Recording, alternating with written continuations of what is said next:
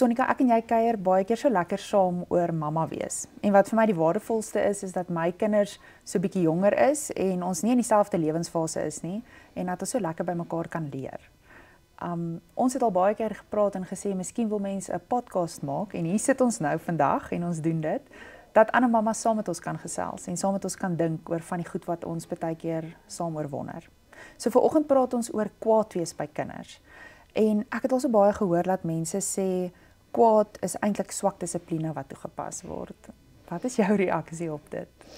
Ja, jy sien Karen, ek dink wat ons doen is ons wil dadelik emosies in goeie of slegte kategorieë plaas. En ons sê baie keer kwaad is 'n slegte of 'n negatiewe emosie. En ons moes dit self baie keer as kinders onderdruk en nou doen ons dieselfde met ons kinders. Weet, ons sê moenie kwaad word nie. Jy moet altyd vriendelik wees. So kinders mag kwaad ervaar, dis 'n heeltemal 'n normale emosie, maar dit wat ons daarmee doen is wat belangrik is. So ons moet ook opweeg. Word jou kind net baie keer kwaad vir goeders wat eintlik redelik van ander mense ook verwag kan word om kwaad te word, of is jou kind altyd kwaad? So ons moet natuurlik daarna ook kyk. Dis waardevol. Ek het al in die verlede ook nogal agtergekom, baie keer moet ek net eers stop by die basiese goeders in my huis en net vra, is hulle nie dalk honger nie of moeg dat ons nie vroeg genoeg geslaap het nie of net regtig teleurgestel oor iets en baie keer lê daai kwaad in een van daai 3 goed. Ja, jy's reg en dit geld vir tieners ook. Ons het 'n tiener in ons huis en ek moet veral in die middag seker maak dat daai goed in plek is voor ons na enige emosies kyk. En dit geld vir my en vir jou ook. Want ek kan nogals goed omgekraak raak as ek honger is of as ek moeg is. So dit geld nie net vir kinders nie, dit geld ook vir ons. So wat maak hulle regtig kwaad en hoe werk kwaad in kinders? So kwaad is eintlik 'n baie interessante emosie. Dit is eintlik wat ons noem 'n sekondêre emosie. Wanneer jy gaan kyk wanneer iemand kwaad is, sal jy sien meeste van die tyd lê daar eintlik 'n baie diep ander emosie onder dit. So dit wat ek en jy by die kind raak sien is kwaad, maar dinge wat baie keer onder kwaad lê, is iets soos hartseer, of depressie, of 'n kind wat verleë voel, of skaam, of dalk is 'n kind ongemaklik in 'n sekere situasie, of 'n kind voel dalk minderwaardig, of selfs jaloers. En dit wat dan uitkom is kwaad. Omdat die ander emosies amper meer gevorderde emosies is en veral kinders nie altyd woorde het om dit te kan sê nie, kan hulle net kwaad wys of kwaad projekteer. Dit verskil ook natuurlik wat ons kwaad maak. Party mense, die oomblik as hulle hartseer is, raak hulle onmiddellik kwaad en aanvallerig. Ander mense weer as hulle gefrustreerd is en iets nie reg kry nie. Maar die groot ding van kwaad is, dit oorheers ons brein se vermoë om logies te dink. So ons maak dan besluite op 'n ander manier, ons dink op 'n ander manier en ons reageer op 'n ander manier wat eintlik nie ons natuurlike aard is nie. En dis wanneer ons by ons kinders gedrag sien wat jy amper voor skrik en dink, "Joh, maar hierdie is nie my dogtertjie wat gewoonlik vriendelik is en lief is vir vlinders nie. Ja. Waar kom hierdie woedende dogtertjie nou vandaan?" Sonika, hoe help ek my kind, want dis nogal iets wat ek regtig mee sukkel, om nie skuldig te voel, as hulle dan nou kwaad was nie? Ek dink ons reaksie teenoor kwaad is die heel belangrikste hierso. Want ons reageer baie keer op 'n manier om te sê, nee, moenie kwaad word nie, of dit is verkeerd om kwaad te word. So ons eie verhouding met kwaad speel hier 'n rol. As jy jou eie kwaad onderdruk, gaan jy ook geneig wees om dit by jou kind te onderdruk. Dink maar aan 'n eenvoudige voorbeeld as jy en jou man dalk vassit oor iets. Kinders moet ook kan sien dat ons baie keer van mekaar verskil en dit op 'n mooi manier kan doen. En selfs al word jy kwaad vir jou man, of selfs al word jy kwaad vir die persoon wat voor jou indruk as jy op pad skool toe ry. Dit is nie verkeerd nie, maar wat jy daarmee doen, hoe jy dit hanteer, dit is eintlik wat ons vir ons kinders wil wys. Nie om nie kwaad te word nie. So dis belangrik dat ons nie kwaad sal wegpraat nie. En dis belangrik dat wanneer jy met jou kind sê nou maar raas, dit nie gaan oordat hulle kwaad geword het nie.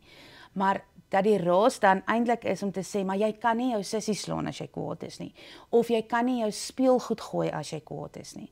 Maar ons moenie met ons kinders raas omdat hulle kwaad word nie. So ons moet versigtig wees om nie kwaad te koppel aan iets soos 'n slegte emosie nie, want daar is nie goeie en slegte emosies nie. So as jy dit verduidelik, kan besef ek dit vat 'n groot stuk eerlikheid in onsself en om ons kinders te leer om so eerlik te wees met wat hulle voel en hoe hulle optree. 'n Ruk terug het iemand nogal vir my 'n mooi beeld gegee as ek dink aan my kinders se emosies. Hulle het gesê as ons dink aan emosies is dit soos 'n 2-verdieping huis. En die boonste verdieping is die deel van jou brein wat beplan en wat besluite neem en wat eintlik al jou emosies beheer, daai korteks. En die onderste deel van jou brein is eintlik dan wat jou senuweestelsel beheer. En wanneer ons kwaad word of wanneer ons buite beheer voel, is dit eintlik daai onderste deel van ons brein wat nie mooi weet wat om te maak met hierdie impuls wat ons ervaar nie. Dis 100% reg en ek dink dit is waar ons nie net met kwaad nie, maar met baie verskillende emosies eintlik baie keer so 'n bietjie die bal misgooi. Ons wil dit op 'n vlak hanteer waar ons kinders daaroor moet dink. So ons sê vir hulle jy moet op 'n ander manier hieroor dink. Jy moet as jy kwaad is, ander planne maak, maar hulle het nie die vermoë om dit in daai stadium te doen nie, want daai gedeelte van die brein, die korteks, jou dinkbrein, word afgesny en dan gebruik jy die ander gedeelte van jou brein. Ons praat eintlik van jou primitiewe brein, wat jou senuweestelsel beheer. En dan gebruik ons daai gedeelte van ons brein en daai gedeelte is direk gekoppel aan ons lyfies.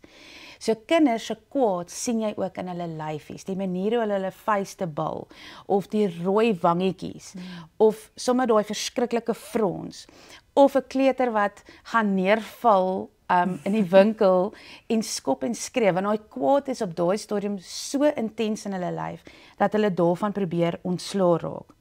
So wat baie belangrik is en hoe ons kinders hiermee kan help, is om hulle bewus te maak van kwaad. Om te sê, ek kan sien jy is nou kwaad, of ek kan sien as jou boetie of sussie gedoen het, dit maak jou kwaad. En ook daai ander emosies wat ons nou van gepraat het, daai primêre emosies, dit vir hulle ook uit te wys. En jou kind byvoorbeeld te vra, voel jy 'n bietjie jaloers dat jou sussie byvoorbeeld vandag nuwe tekkies gekry het?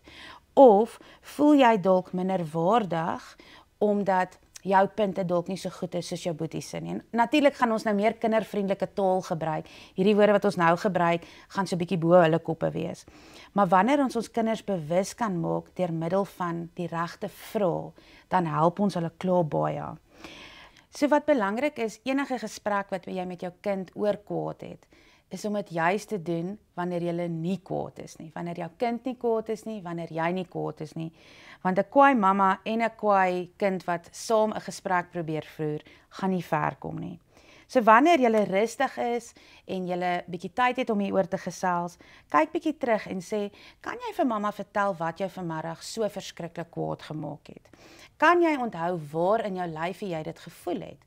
Was dit in jou maag? Het dit soos 'n vulkaan gevoel wat wil uitpop? Was dit dalk in jou kop dat jy gevoel het jou kop wil bars? Was dit in jou bene dat jy gevoel het jy sommer net wil weghardloop? Want op hierdie manier maak jy jou kind bewus van die tekens wat hy in sy lyf ervaar wanneer hy begin kwaad word. En dan wat verder belangrik is om jou kind dan te help om hierdie kwaad wat hy in sy lyf voel te kan reguleer. Nou wanneer ons praat oor regulering by emosies, beteken dit om daai intense emosies wat jy in jou lyf ervaar, op so 'n manier uiting aan te gee of te kanaliseer, dat dit nie erger word en jy later nie beheer daaroor het nie. Maar regulering gebeur nooit in ons koppe nie, dit gebeur altyd in ons lyfies.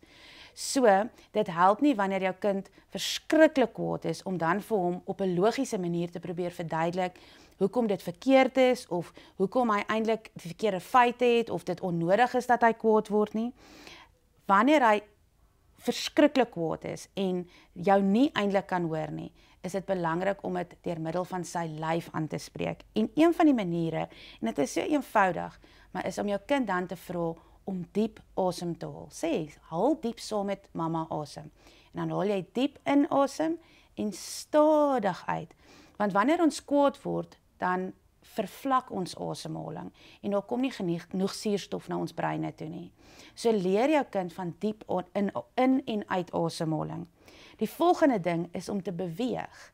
Wanneer ons lyfies beweeg, dan raak ons outomaties kwaad van daai opgehoopte kwaad. So sê byvoorbeeld vir jou kind, hardloop gou kar toe en gaan haal jou kosblik uit wat jy daar vergeet het. Of kom ek en jy gaan stap 'n entjie om die blok. Of as dit 'n jonger kind is, selfs 'n ouer kind wat jou sal toelaat, tel die kind op jou skoot en wieg die kind. Dit klink dalk nou baie eenvoudig, maar daai wiegbeweging is 'n kalmerende beweging en wat baie keer net vir jou genoeg tyd gee om jou kind op so 'n plek te kry dat jy 'n gesprek kan voer.